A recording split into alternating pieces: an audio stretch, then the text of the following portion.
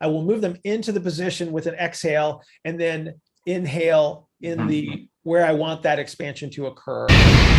Good morning. Happy Friday. I have Neuro Coffee in hand and it is perfect. All right. Crazy busy Friday. This is the work weekend for those of you on the 2-week sprint cycle.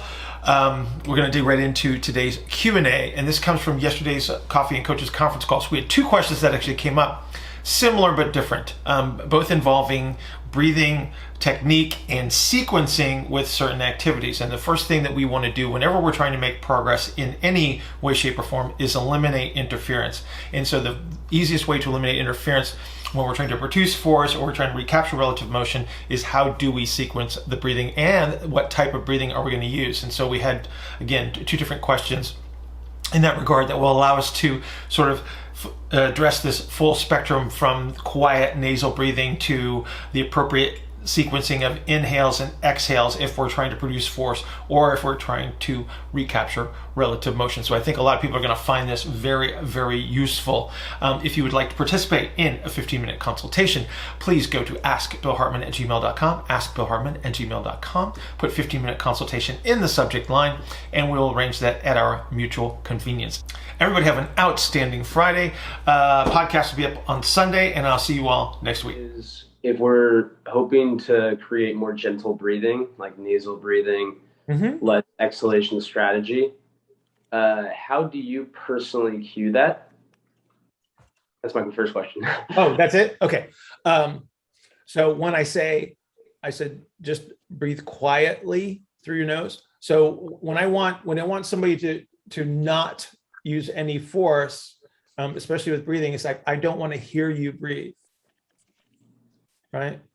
And it's like, don't force it. Don't think about it too much. Just make sure that you're breathing in and out through your nose. And then it becomes a process of refinement. So I don't expect them to be perfect from the get-go.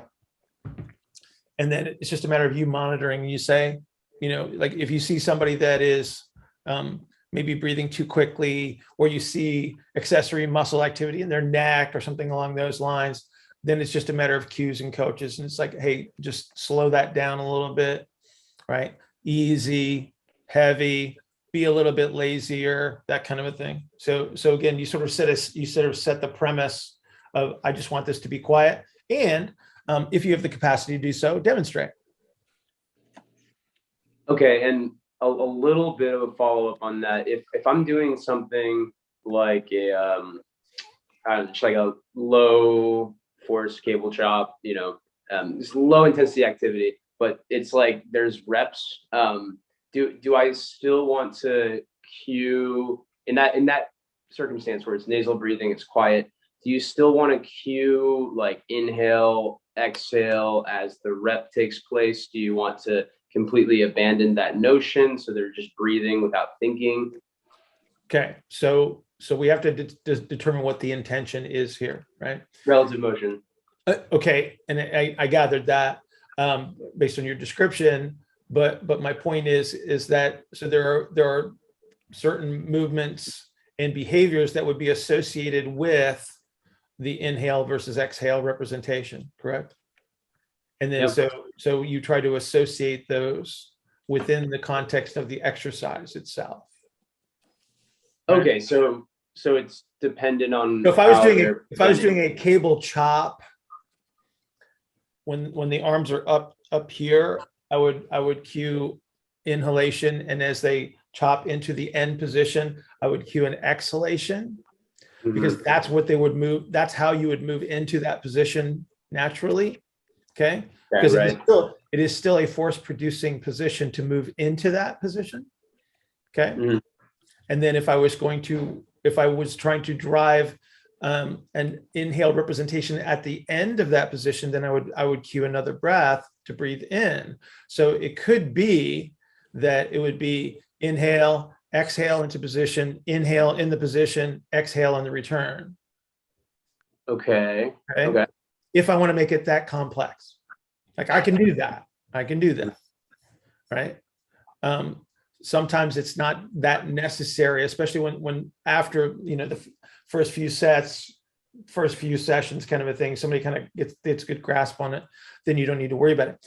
When I tend to only use the really, really quiet nasal breathing stuff in the laziest of activities. Sure. So if they are upright and on their feet, that's not the time to be lazy, I see. Okay.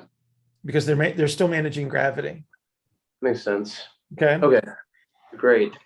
So the question I have is, do you see any utility in, if you take out, for example, any unilateral exercise, right, not heavily loaded one, to breathe in as you produce the force instead of breathe out?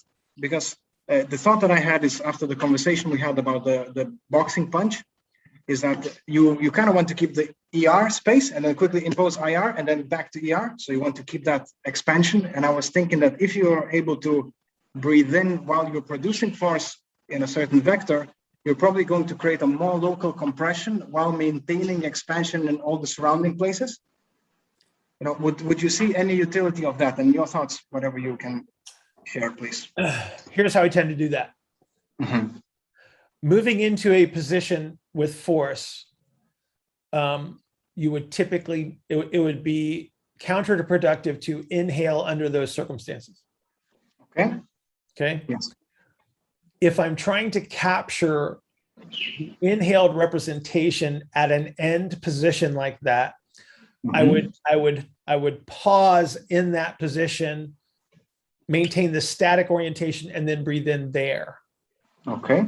Versus trying to breathe in because when you're producing force, you're moving into a position with force, that is a compressive behavior. Yes. Right. And so again, if I'm trying to produce the end position where I would want expansion, I would want ER, I will move them into the position with an exhale and then inhale in the where I want that expansion to occur. Okay. Versus trying to breathe in, which is it's almost uncomfortable to try to do it. Yeah. And then there's not much force behind it. So again, what is the point of moving through a force producing position without it? Right. And if it's interference, then you just wouldn't select that activity. You would just put them in the expanded representation and you would breathe there. And that's how you start, like in the rehab environment, you just start people in a static representation to teach them how to re-expand, and then you teach them to move in and out of them, and then you can sequence the breathing. So, you know, you've done the heels elevated squat where you exhale to sticking point, inhale below. I actually haven't done it myself. No. Okay, but that would be kind of what I'm talking about. Is that it's like the reason I would have them exhale into that sticking point is because that's the natural force producing position. I want to coordinate. I want to coordinate the internal pressure mechanics, you know, to match the sequence of the exercise. Right. So I don't want to change I don't want to alter the coordination that would naturally occur. I'm just going to make sure that I would move them into the position where they would expand, where they would produce ER, and then produce the expansion there versus trying to move into it. Okay. I see. Okay. Oh, that's helpful. Thank you very much.